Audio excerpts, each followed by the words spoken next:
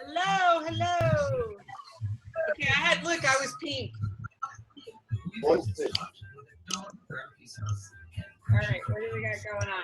Hi, Marianne. Hello, hello, hello, hello, Pamela. All right, what do we got going here? I'll meet her later. We get all set up. Oh, Gary Brooks, don't you look does Gary look sophisticated or what? Look at that picture. I like it.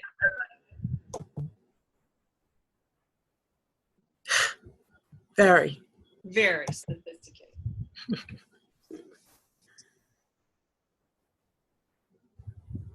You got eggs, Marianne? I got eggs? What? What do you mean? Eggs. Turn around. Look at your desk. Oh, I know. Oh, you know, we get the magic eggs here because we got Ian, who's the organic farmer, and he infuses all of his food with the nutrients. Oh my goodness. Oh my, yeah. Oh my goodness. You should have seen it. His poor chicken laid an egg. It was like this big. Ouch. So he was cussing you out. But yeah, he feeds his pigs. His pig had a hernia, and he gave him all Dr. Wallach's protocol and stuff. Hernia went away. Wow. Yep. And so his, yeah, the stuff he's growing. Hold on.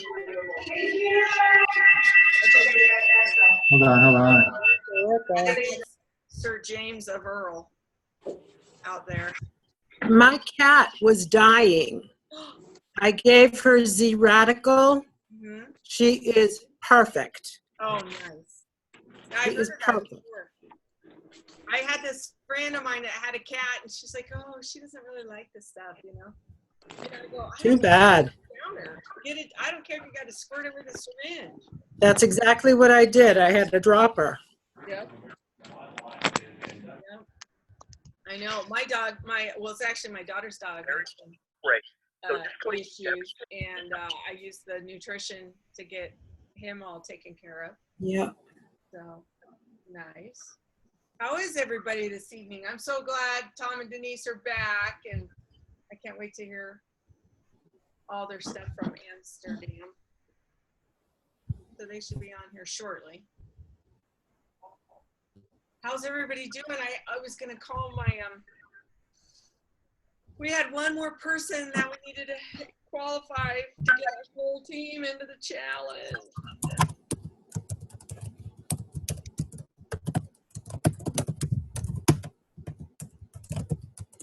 Well, I didn't get qualified. My team didn't get qualified. I think we had 3 out of 4 get qualified, but I wanted to help Vernell. She's actually out east, so I was going to try to get a hold of her before, and I forgot. Going, done. Woo! Yay! Very cool. Oh, who's this? You can. Oh, James Earl Moore. I don't know.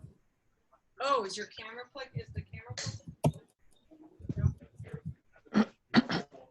All right. Woo-hoo. Hello. Oh my gosh. Oh. Somebody's friend has a dog with black tongue. Oh. So my poor friend passed away. My bestie. One of my besties. What did you say? One of your friends died? Yes. Oh, I'm sorry. So kind of the saying about the dog, it's like, yeah. Oh, here. And I'm on that I Love Labs site, and no one will listen to me. They're all talking about their animals having cancer. Like, hello, folks. Hello. They're out there spending hundreds and hundreds of dollars a day. Tom, are you on here? Did we get Tom on here?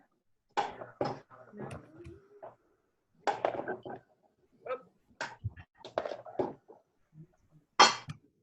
I know, Gary, I can't even believe you're keeping that pose this whole time. There's Tommy.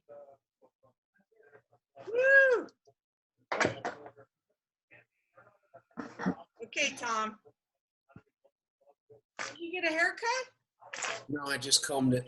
Oh, okay. Doesn't it make my face look thin? Yeah, what's going on? Oh, holy cow. That is just pathetic. Oh, no. That is just pathetic. Denice is coming on, so give me a minute here. Okay. All right. We got, yep.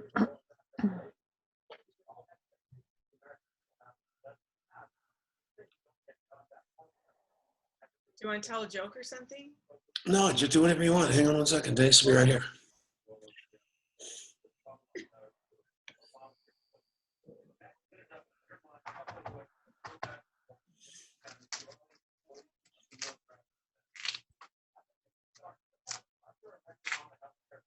All right. We should have a few people getting on here. Perfect. Hello, John.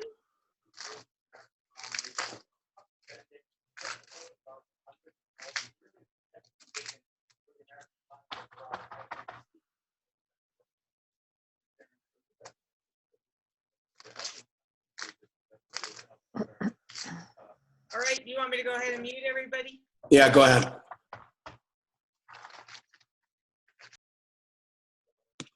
Okay, Okay, now bring me back. you're back. All right, is my face on? Your face is on. Okay, let me get back up here where I am. All right, good afternoon, everybody. It's Tom Chenault, and we are here. And it is a great, great, great, great day. I hope you are fired up. And what the heck? Have a veterinarian support group here, or what's going on the chat page? That's pretty funny.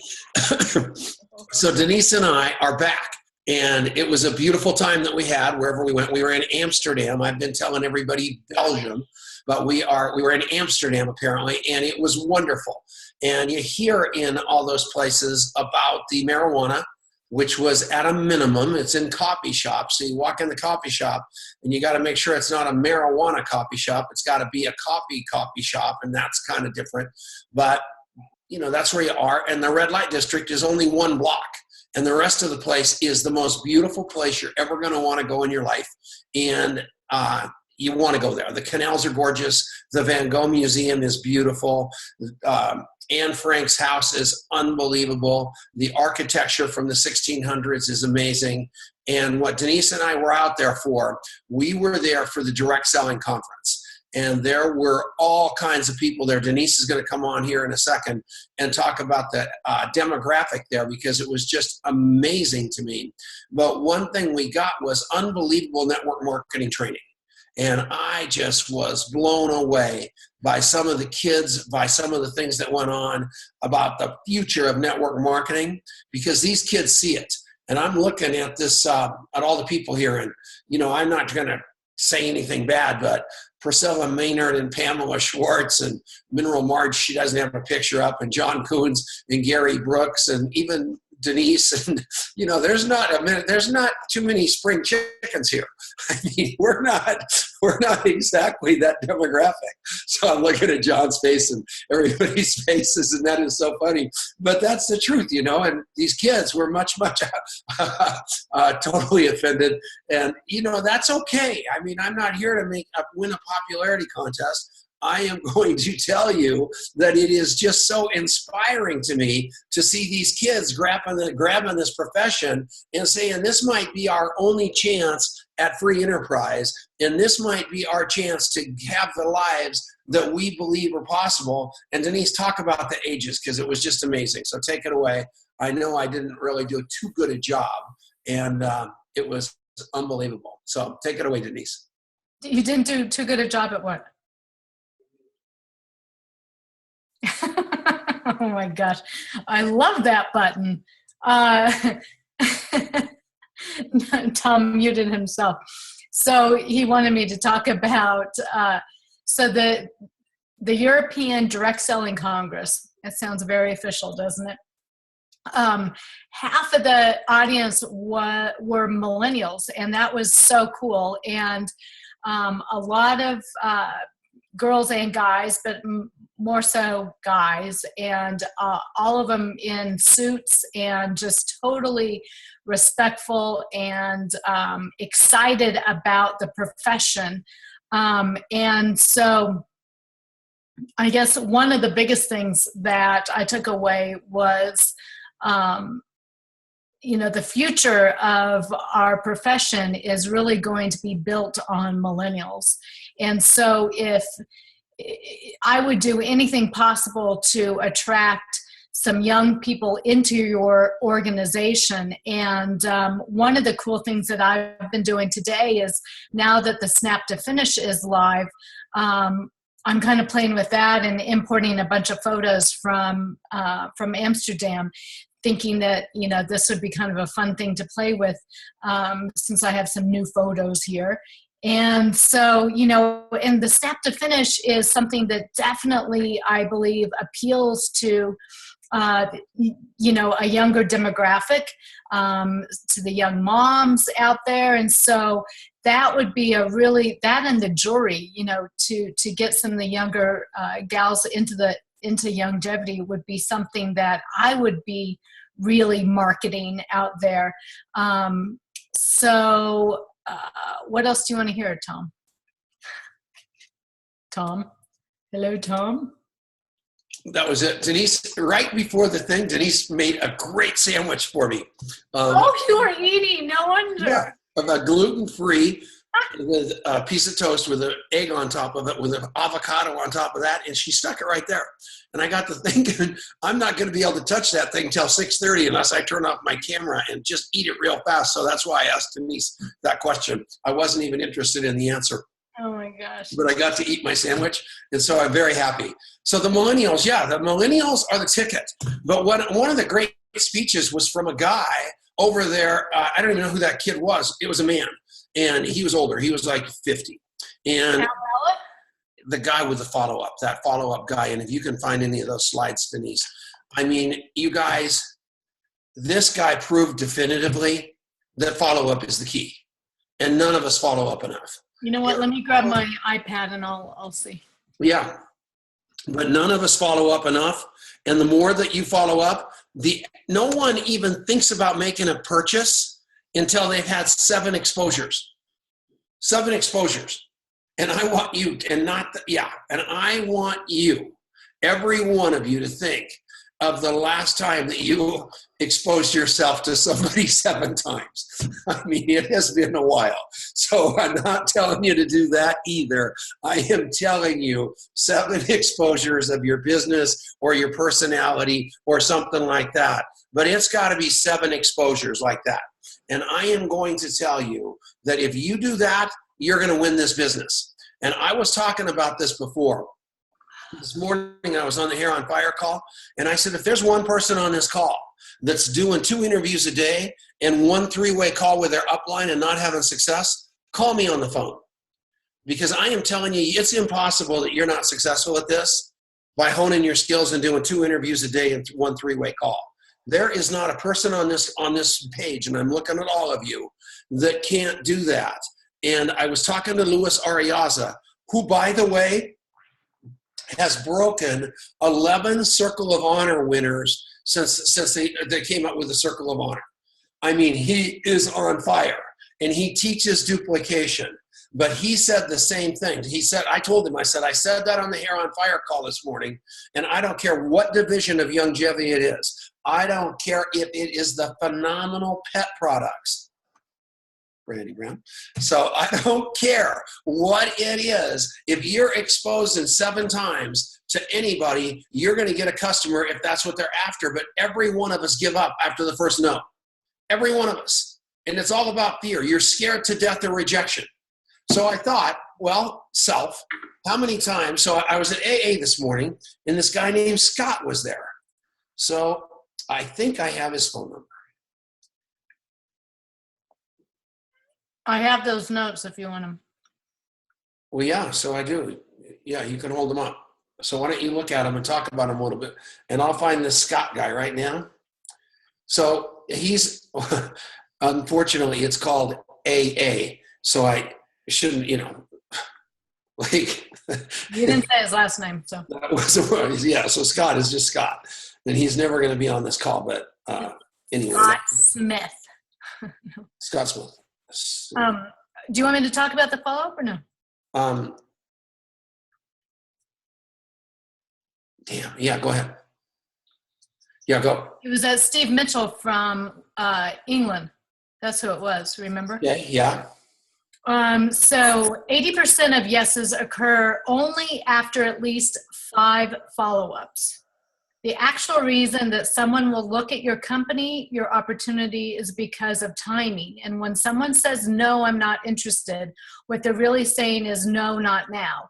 And you have no control over someone else's timing. All you can do is create the relationship and keep checking in.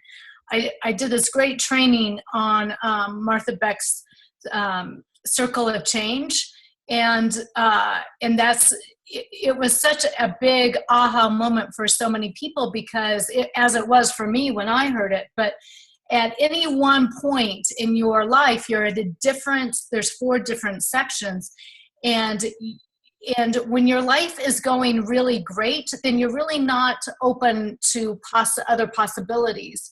But when you're in change or chaos or struggle, then that's when you are open to a new possibility. Now, if you've already gone down the road of one possibility and you're sort of in the dreaming and scheming stage, then if you come over to, this person with longevity, they may not be open at that point. So it really is all about timing. And if you want, I'll do a training on that at some point. But anyway, that's what this guy, Steve Mitchell, was saying, is you have no control over someone else's timing. It takes at least 5 continuous follow-up efforts to get a yes. 92% of sales occur after the 4th no, and only 8% of salespeople follow up after 4 no's. So do you get that? So only 8% of people follow up after 4 no's, and 92% of sales occur after the 4th no. Isn't that, so that's the secret right there. So tip number 1, get organized and have a system to track your follow-up. Tip number 2, get your team organized, work with them, put people on the list on the Google Doc or whatever, so you can work with them to follow up with your team. Tip number 3, introduce a 5 no follow-up strategy, so that you can actually track that you're following up after 4 no's. Tip number 4, maintain a top-of-mind awareness in your prospects. I can't even remember what that was, so sorry. Top of mind, I don't know. I'll have to look at that. Tip number 5, add variety to your follow-up methods. So he suggested, in follow-up meaning touches, right? You're not like saying, hey, are you ready yet? You're following up and saying, hey, I'm in Amsterdam. I'm sending you a postcard. I'm just thinking about you. Or, leaving a voicemail. Oh my gosh, I just saw, a picture of tulips, and I know you love tulips, and I just thought of you. It's little things like that. Those are follow-ups. So he said, add variety to your follow-up methods. Postcards, voice messages, texts, relevant photos. Get creative,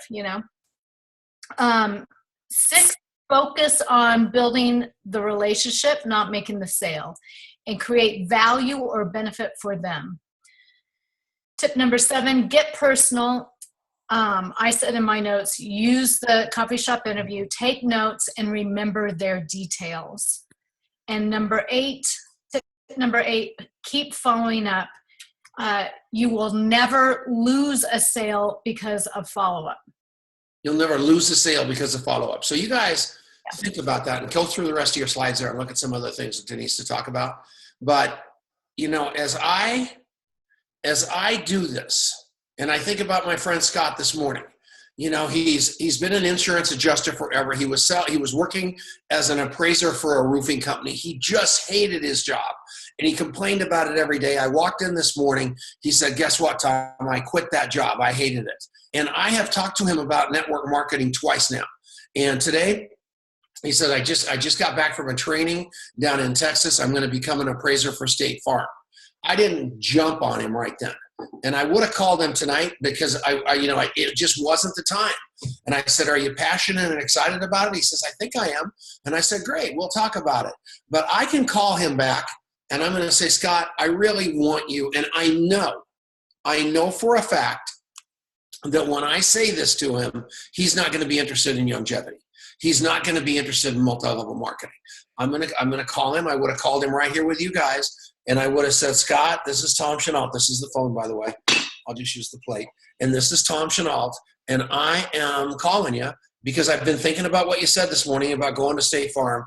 I pray that that is the job you've been looking for. And it's going to give you the time with your wife and with your son, because I know both of those aren't true, to have a lot of fun and be able to do what you want to do." And he's going to nod like this because he's kind of engaged to be married right now. And that's when you're the most in love. And then you get married and the bloom falls off the rose. And all of a sudden he'll be in there in a couple of weeks going, "Oh, I just hate that job."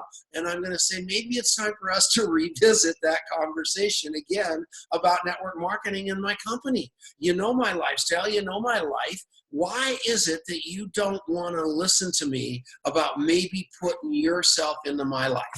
And that's it. And see what he says. And he's going to say, "I hate multi-level marketing. I was in Amway in the 60s and I wasn't successful." Something happened where he's got it like he can't do it.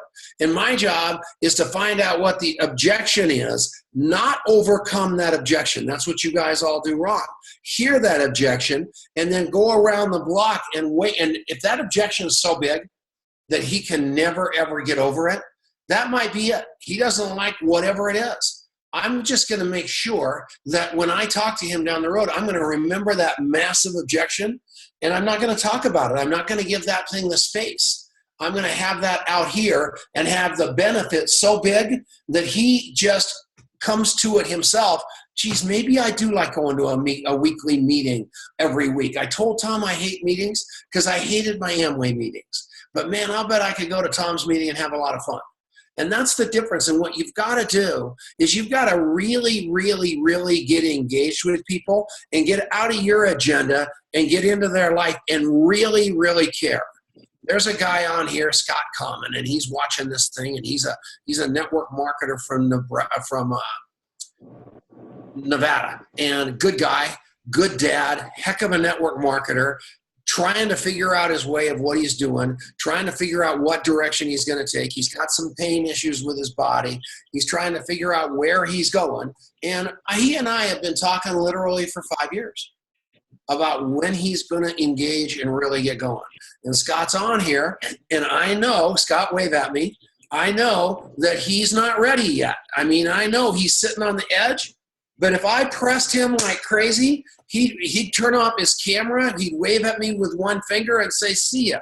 But the name of the game, is it's not on Tom's timing. None of this is on Tom's timing.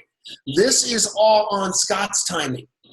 And with me, I joined Amway. I joined Prepaid Legal. I'm trying to think of all the companies that I joined and told those people I was ready because that was what they wanted to hear.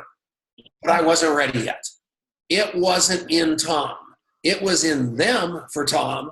They knew Tom would be unbelievable, but I wasn't ready. And as a result, I even joined, but I didn't play it. And now my goal, and Denice and I were talking about somebody today, and I said, "Oh, John, that's the cutest. Who is that little girl? What's her name?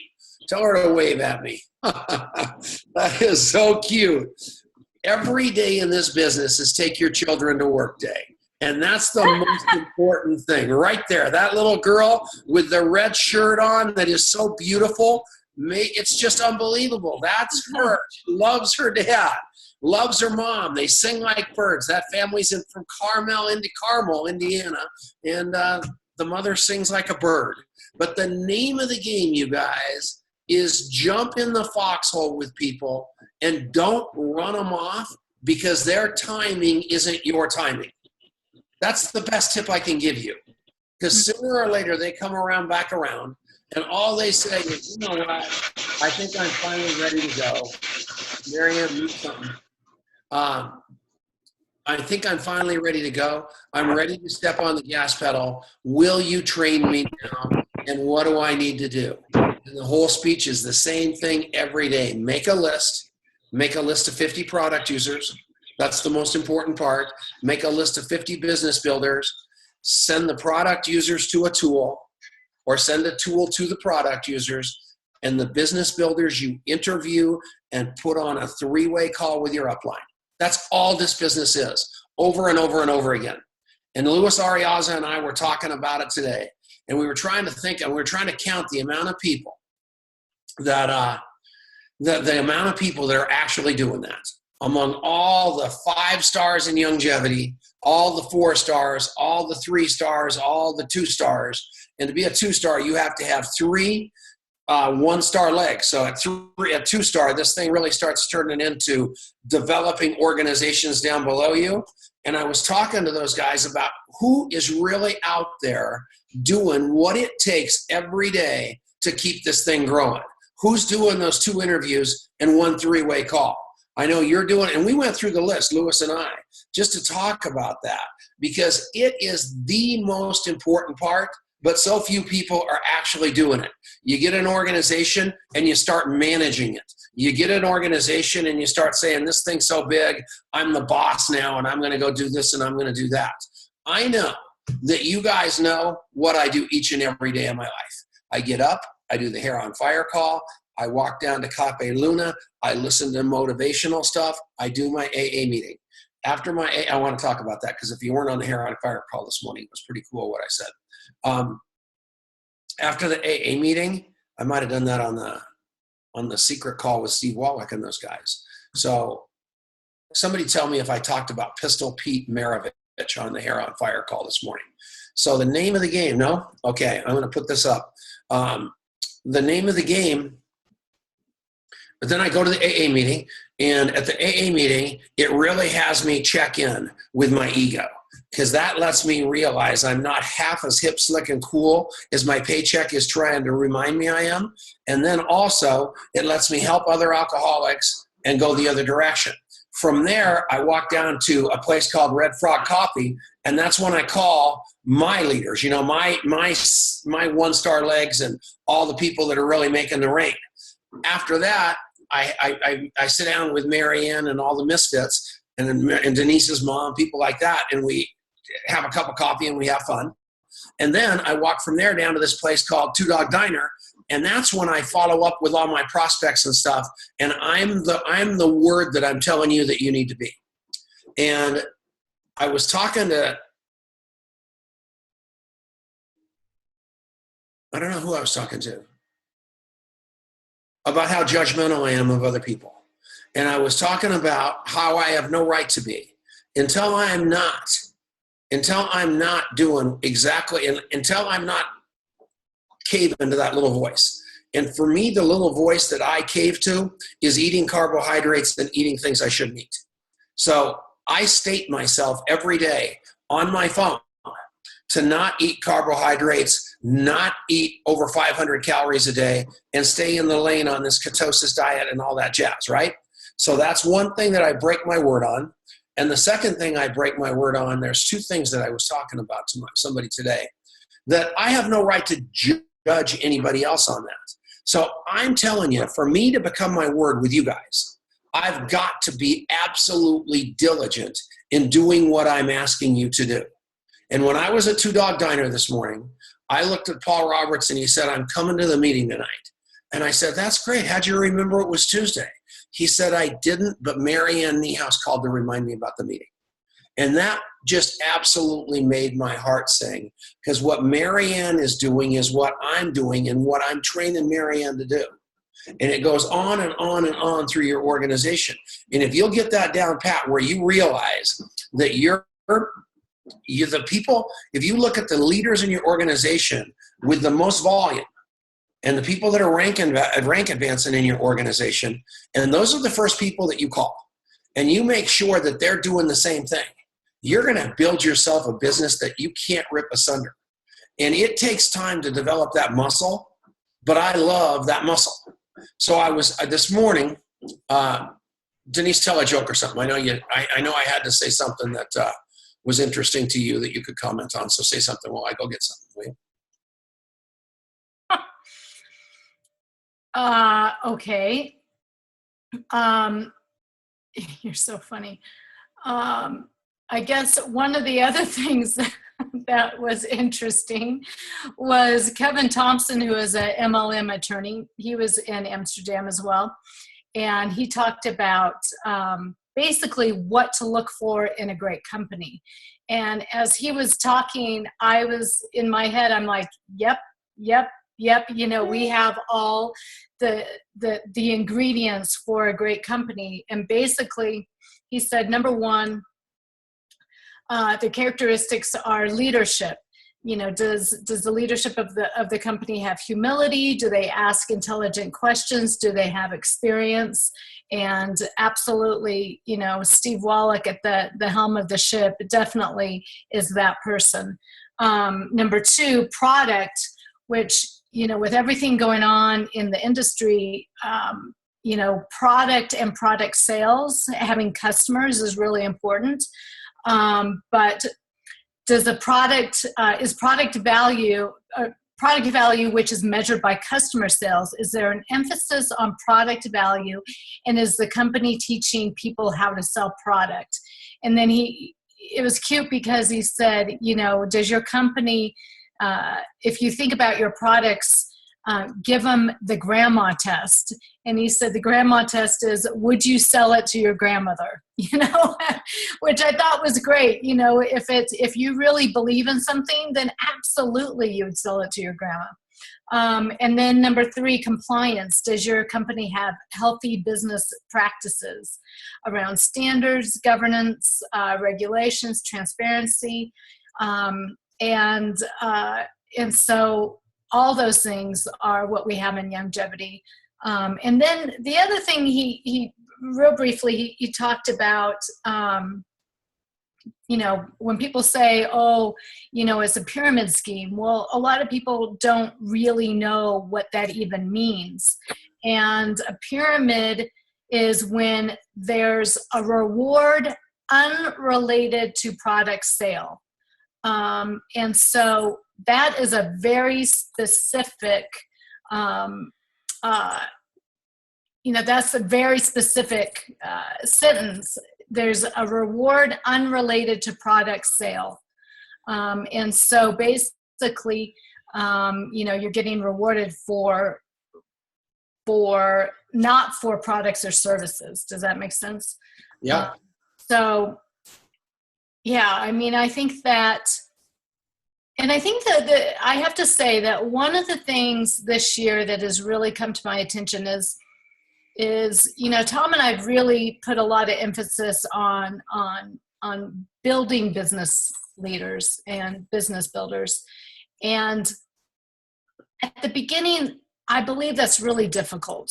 And so in my mind, you know, volume is volume, whether product sales come in through customers or through CEO packs or through business builders.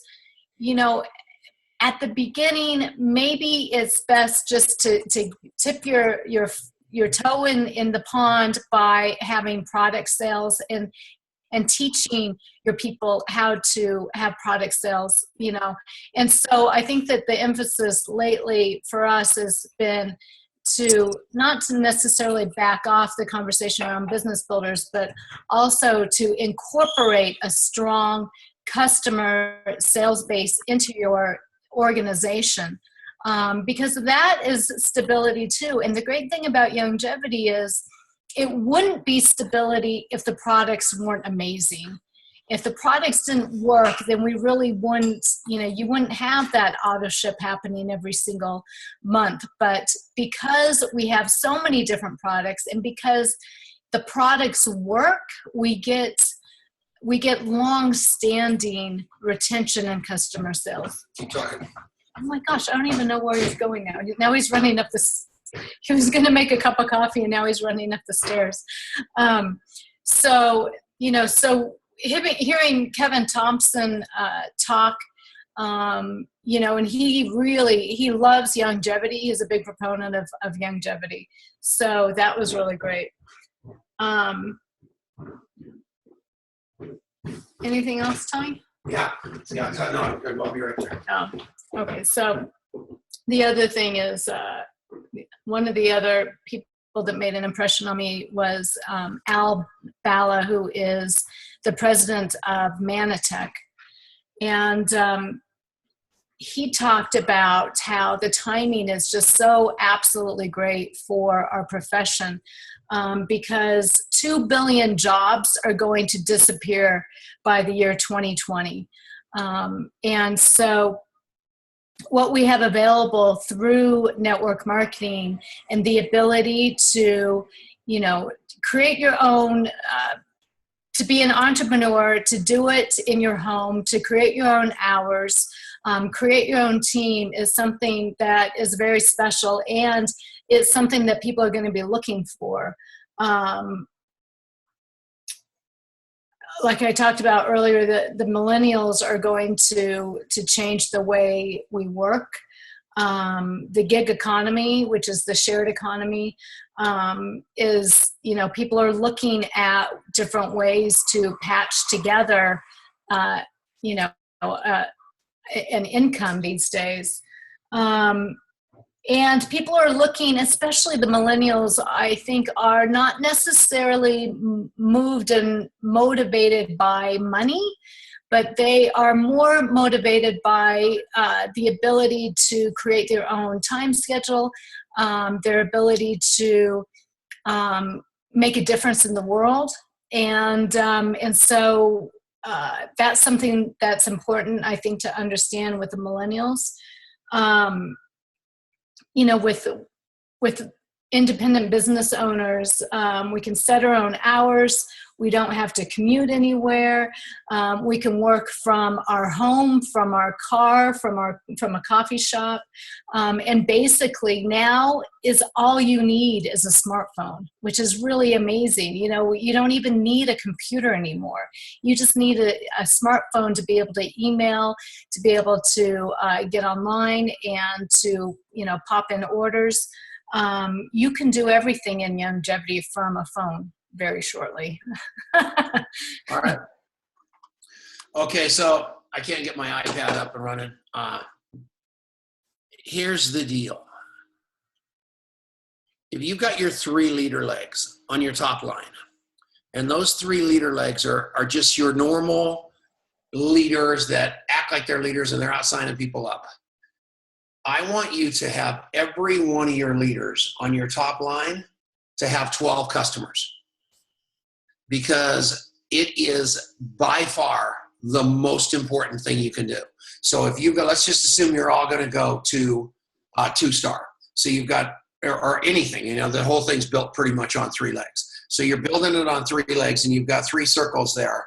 And then what you're really praying those people do is sign up 3 people. And then they get those people to sign up 3 people. And it's going down like that. 3 people, 3 people, 3 people, 3 people, 3 people. Okay? So stay with me. So let's assume you do that a little bit differently. And you personally go sign up 12, obviously, whatever you call them these days, they're not preferred customers, they're whatever, create the car bonus. And each one of those 3 people has 12 people as customers. So they've got 12 people in that circle. And those people aren't included in the 3 that they're building that they're going to turn into regional marketing directors or whatever that rank's called now. Associates, yeah, write all that down, Marianne, so I know what it's called. It's pretty sad that I don't know the terminology of the comp plan, but I'm telling you what, you should take that as a good thing. Because if I don't know it and we make the kind of money we do, That just tells you that you do not have to be the smartest person in the room. All you want to do is be let somebody else figure out all the perfect terminology. Thank you very much. And look at everybody holding this stuff up. Maybe I got one in here. I have no idea. No, of course not. Doesn't matter. Here's the deal. If you've got 3 people, if all your people have 12 customers around them, 12 customers, and those 3 people quit, they leave those 12 people behind. If those 3 people quit and they haven't got 12 customers, all that you have is a complete empty space right there. This business is about the retail customers. It's about the customers. So focus on that with everything you've got, you guys. Focus on those customers with everything you've got, and have your leaders have customers. You have customers. I went through my back office a couple of days ago to see how many people I had personally enrolled doing over 100 QV last month. And Denice and I had 42 people that we personally enrolled that did over 100. Now, that's a big number in my opinion. That's a good number. And you have to have, all of you have to have 12 as for a 1-star car bonus. But if everybody had 42, it'd be a whole different story. So Cheryl Morley, my upline, looks at me and says, man, Tom Chenault's going to quit. He's going to go do XYZ Corporation. I'm leaving behind 42 customers that she can go work on. But the point I'm trying to make to you is that is the lifeblood of this business. And you want to build that thing like that. That makes sense? So it's big time stuff. And make darn sure that you're doing that. Okay. So that article I just sent you on Pistol Pete Maravich and John Coons, it's so exciting that you met him. Pistol Pete Maravich was one of the great basketball players of all time. He died on the court at age 40 playing pickup basketball, which for a guy like Pickup Pete Maravich, that was probably the best thing that could have ever happened to him. He had a heart problem that they all said was something, but he probably had the same thing that everybody's got that dies like that on the basketball court, and that's cardiomyopathy, because he sweated himself out of the trace mineral selenium and his body turned off and he died. That's a different conversation. This article is going to talk to you about Pistol Pete Maravich, who was one of the best basketball players ever. And he was an unbelievable passer. He was an unbelievable dribbler, and he was an unbelievable shot. And at the end of the day, he said, the reason I'm all those things is I never stopped practicing. And I want you to think about me. Let's think about me for a minute. Every morning, I go to AA, and I practice sobriety for an hour. And you've got to think, I probably know sobriety pretty well, but I still go there and I practice it for an hour every day. I practice that meditation and that spiritual stuff on my walk every day to Cafe Luna. I practice calling my leaders every day on my way to Red Frog Coffee. And I practice my follow-up every day on my way to Two Dog Diner. And I want you to think about how that practice ultimately makes perfect. And at the end of the day today, there's nobody I'm afraid of calling for you, because I feel like my practice has got me so ready for this game called network marketing that you can put me in the game and say, Tom, you're going to be the point guard today. Tom, you're going to be the forward today. Tom, you're going to have to shoot the ball today. Tom, we don't want you to take a shot. All we want you to do is dribble. And there are so many posers out there that think that this business is so easy. And this business is not easy. There are so many posers out there that watch you and I do this. So therefore, because they watched us do it, they think they know how to do it. But I'm going to tell you for a fact, there is only one way to do this, and that is to do it and go out there and practice. And you are going to throw, I don't care what it is, whether it's basketball, whatever it is, you're going to have to miss some shots to start making some shots. And if you'll go get those tapes The whole thing was about this set of tapes that were made in 1987 by Pistol Pete Maravich that are out of circulation now. And this guy had gotten a set of the tapes, and he watched the tapes through, and he realized how to do some passes and stuff like that, and practiced it, and ended up in a pickup game and threw one of the most unbelievable passes in front of all these young kids, and they just about swallowed their cigars. And it was because he practiced that and practiced that. So I went and bought those tapes. I went on Amazon and found a set and bought them for my grandson, Hugo, who is 1 year old today, who by the time he's able to watch that DVD, I didn't even know if it was a DVD, whatever the hell it was, he's not, that's 10 years from now, there probably won't even be a machine to look at it on. But I don't care. I am telling you, I want to get better at my game. And I want you to want to get better at your game. I want you every day, my magnificent obsession right now, lessons of leadership, lessons learned. You have got to understand that fear is the root of all, and fear stems from a dread of being blamed if failure ensues. Think about that.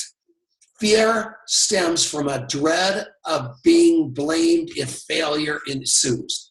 That's why you're afraid to tell your best friends about this business, because you do not want to be blamed if failure ensues.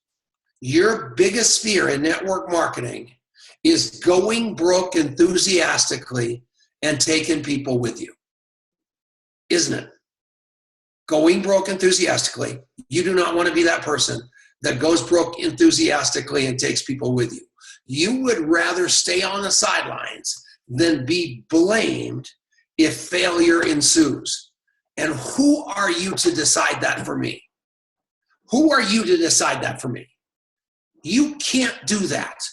You've got to give me the chance to fail. You've got to give me the chance to succeed. You've got to give me the chance to decide if I'm going to start this business for $25 and buy some product. You've got to give me the chance to buy that CEO pack if I want to buy it. And where you're ripping people off is not giving them that chance. Does that make sense to you? Don't believe me. Unmute Pamela Schwartz. Marianne. This is Pamela Schwartz. She went to Harvard. Ask her. Oh, great. Yeah, what I wrote up there also is the only failure that doesn't lead to success is the one that makes you stop. And that's so true. So true. You just can never give up. Don't ever give in. Just realize that one no is one step closer to another yes. So don't ever give up. Ever. No matter how hard it is. And it gets hard. We all have rough days,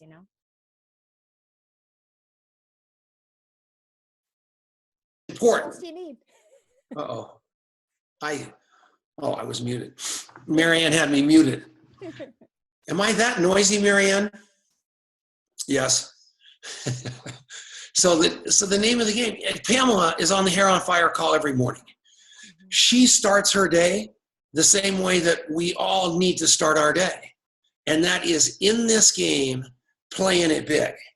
Because when you take on the responsibility of telling people that you're going to be their upline and you're going to take them to the promised land of network marketing, you have to mean it. It isn't about flipping them to somebody else. It's about you believing in yourself big enough that you can do this. And I look at John Coons and his corporate America background. I look at Des Morgan down in New Zealand with his background, and he's got an unbelievable insurance background. And it isn't easy switching that mindset from the way that we did business in corporate America, the way that we did business in the insurance business, to being a good network marketer is a completely new learning curve, because you've got to understand it's got nothing to do with what you do. It's got everything to do with what you teach and train other people to do. And it's about 10, you know why? And I'm going to tell you this right now. This is a revelation that you can write down. Do you know why corporate America people hate multi-level marketing so much? Challenges. Because they suck at it. they all got in. They, like John Coons, they all got in. They'd been unbelievably successful in that job because they were in a cubicle or in a job where they were supposed to push the pig through the python snake, and they knew they had quotas and they had all this stuff, and it predicated on them, and they weren't in every day, and they knew what to do, and it was all on them. And at month end, it was like, let's sell this stock so you can get commissions or whatever it was. And all of a sudden you walk into this world, and all of a sudden all those incredible sales skills of yours or management skills of yours don't work anymore because you're in an environment of herding ants called multi-level marketing. And you have got to unlearn everything you learned and learn how to motivate people from love and happiness and all the stuff that go along with that. And that's what Marianne Niehaus says to me literally every day. Tom, I just can't believe how kind you are. And that's such a lie, because I got edgy with Marianne earlier. That's as close as you're ever going to get to an apology from me, Marianne. But the fact of the matter is, it is a different beast that takes exactly the same kind of training as that Pistol Pete Maravich training. That's what it is. You've got to practice it. You've got to learn it. Then you've got to go teach it. Does that make sense to everybody? Does anybody have any questions whatsoever? Do you want to know anything? We've got 14 minutes here. Where are you stuck? Where is it not working for you? And I'm going to tell you it's fear. I'm going to tell you it's looking bad. I'm going to tell you it's not knowing where to start. And all those things are exactly where I was. But I'm going to tell you that if you jump off that edge and into the water and start three-way calls. What about three-way calls, Trish? Unmute Trish. What about that? Okay, so there's a couple of things that can psychologically go down with three-way calls. Am I calling the right person? Oh, holy cow, I need makeup. Am I calling the right person for my prospect? Learning the the person that you're using as your three-way call, are you edifying them well enough? And I've had people asking me, just getting stuck on, how do I get my prospect even onto a three-way call? Okay, good. Well, Jan, thank you. I am beautiful. I appreciate that. Oh, you were talking about Trish. Okay. So here's the deal. On a three-way call, it's so easy. The three-way call for everybody is easy. So what you need to do when you do a three-way call is send me the coffee shop interview. So you're going to send me the interview. So I've got the prospect here, and you've sent me the interview, and I know everybody, I know everything about that person. And instead of, and it happens to me all the time, and I get mad at you guys because you call me on the phone and say, I got this guy on the phone and I want you to talk to him, Tom. About what? About longevity. I can't speak into anybody's listening unless I know about them, because otherwise they can, that's stupid. You can get a better job from the Betterment video. So send me everything you know about that person. So then what you do, Trish, is now I read it and you say to that person, I've been thinking about you, and you told me that your house is getting foreclosed on, and I was talking to my friend Tom Chenault, and he may have a solution for you and he wants to talk to you.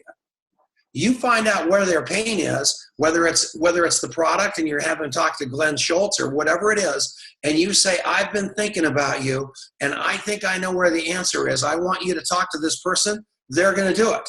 And then you send me the interview. So when you get us on the phone, this is the most important part of the three-way call. You introduce me like I was the greatest thing since sliced bread. Then you introduce your friend or this person like they are the most important, best person in the world.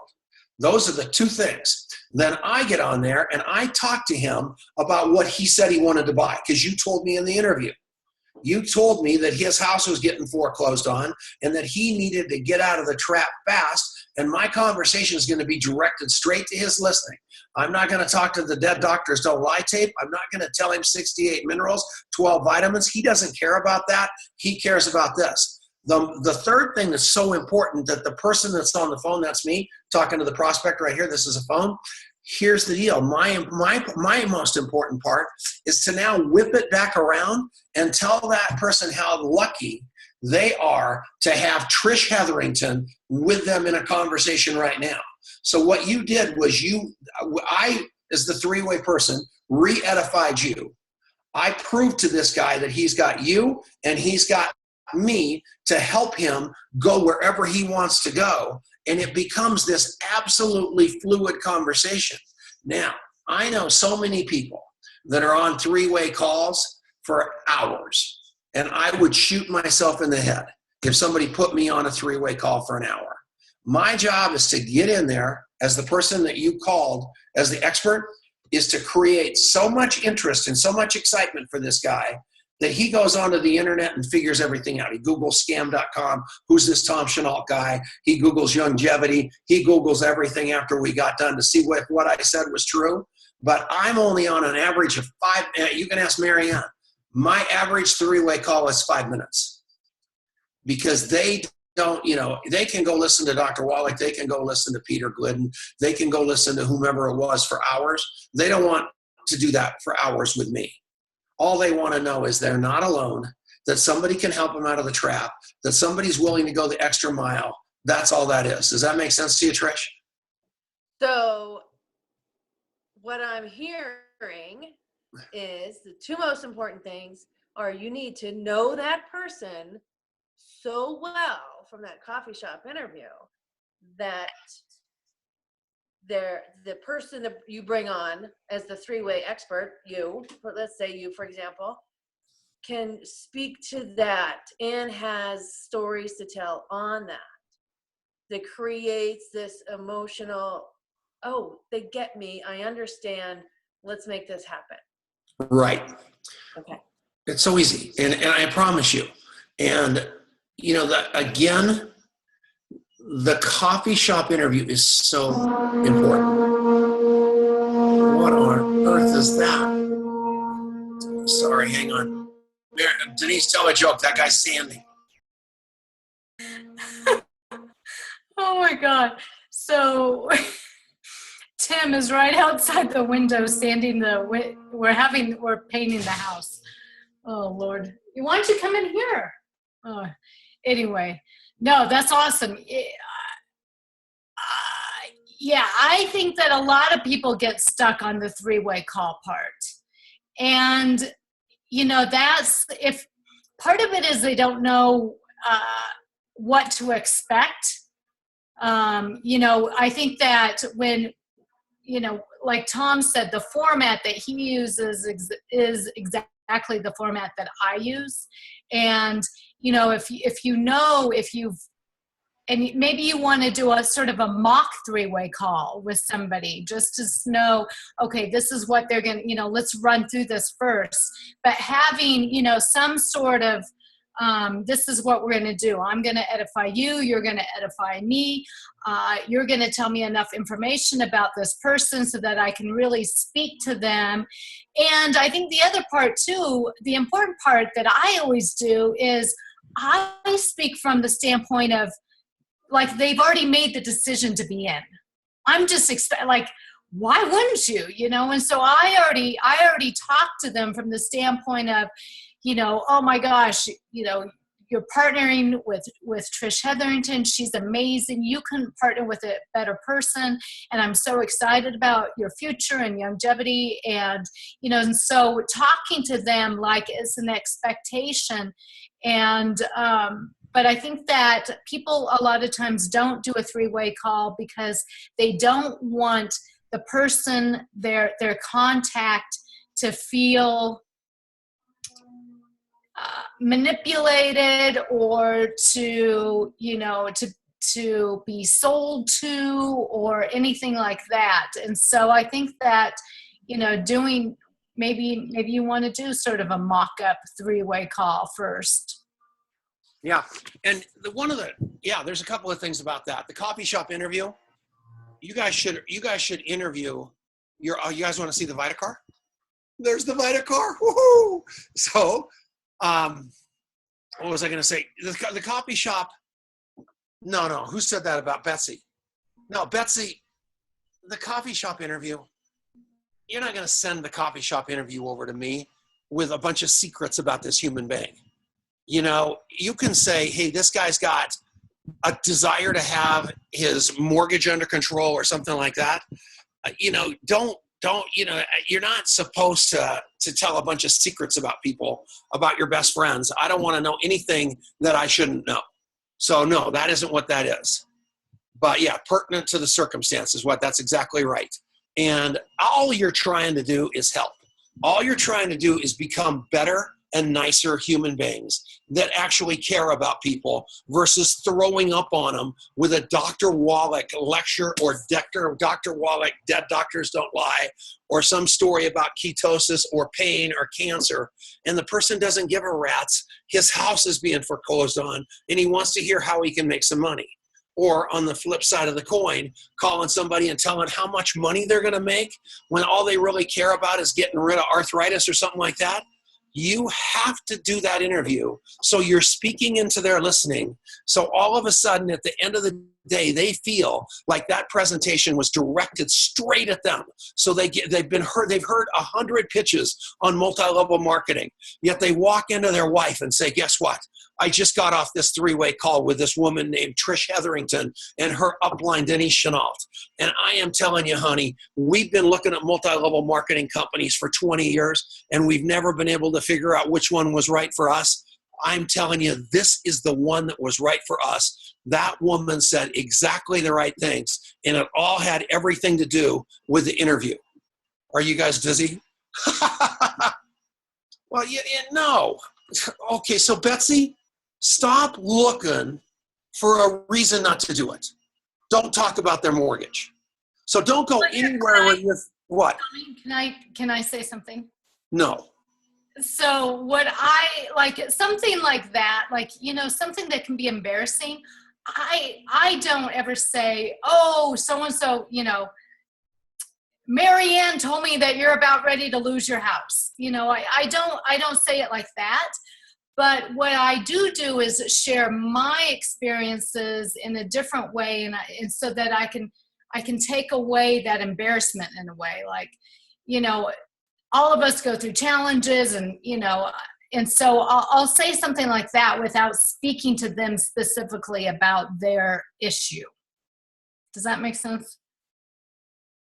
What are you showing me? Oh, Tom's trying to get his steps up. That's why he's pacing out there. 17,730. All right, show off. Okay. Are you going to say something now? 17,000 steps, and you wonder why I walk in circles. That's unbelievable. So anyway, yeah. So whatever. My goal is to develop enough rapport that people feel comfortable enough to be able to share some of those things. Number one, and it's going to come up. If you don't bring up the mortgage, they're going to bring up the mortgage. And I'll tell you, the mortgage situation is embarrassing. Being broke is embarrassing. And how has embarrassed worked for you? Sooner or later, whether it's this weight that I carry that I don't want to carry, or whatever it is, at some point, you have to address it and do something about it versus hide it, because you're not doing that good a job of hiding it anyway.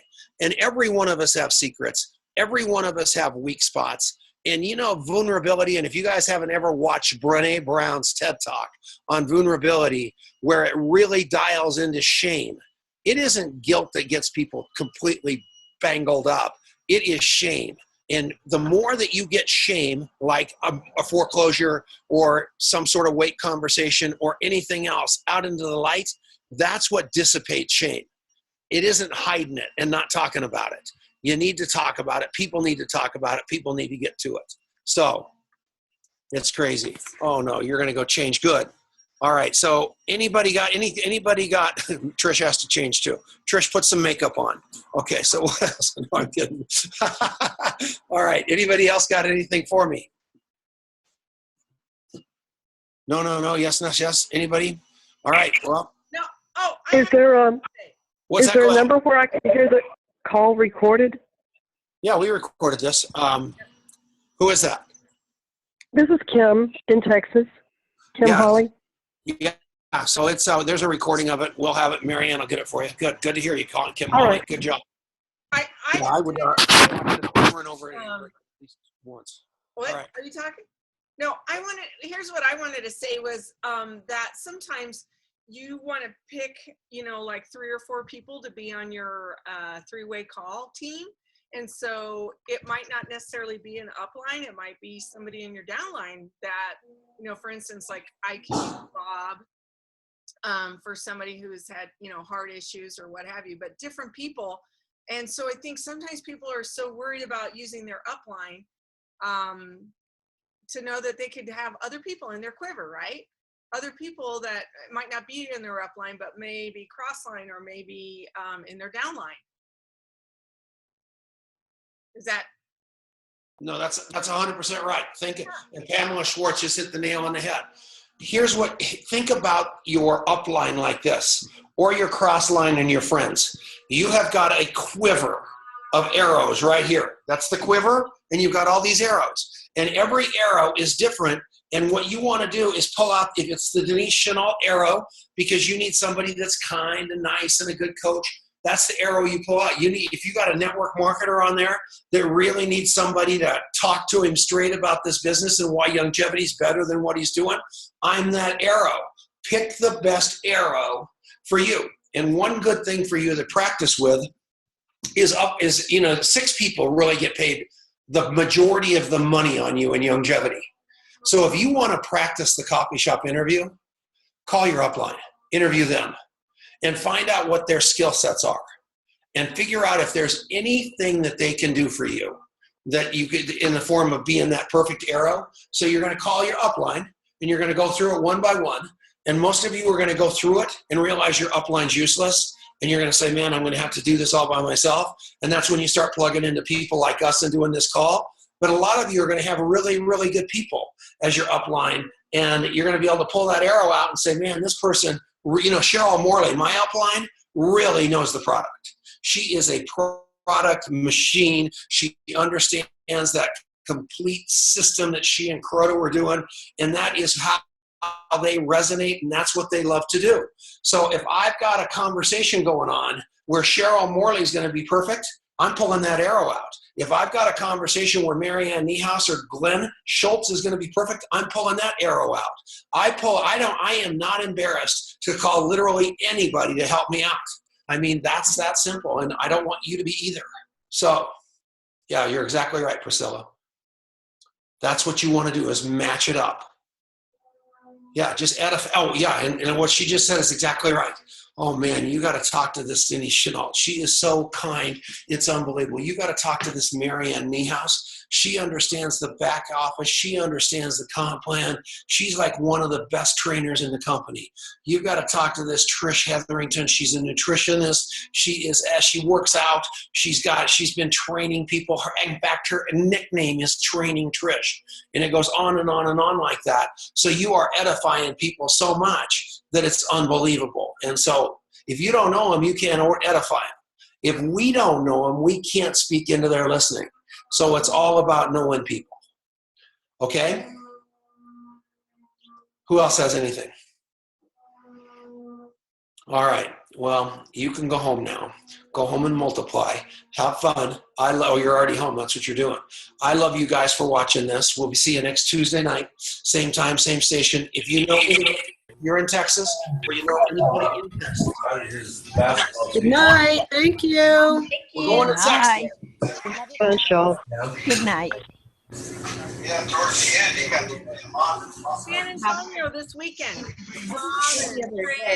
Good night. Trying to unscrew it, and All right, you guys. I unmuted everything. Have a great evening. We love you. Good night.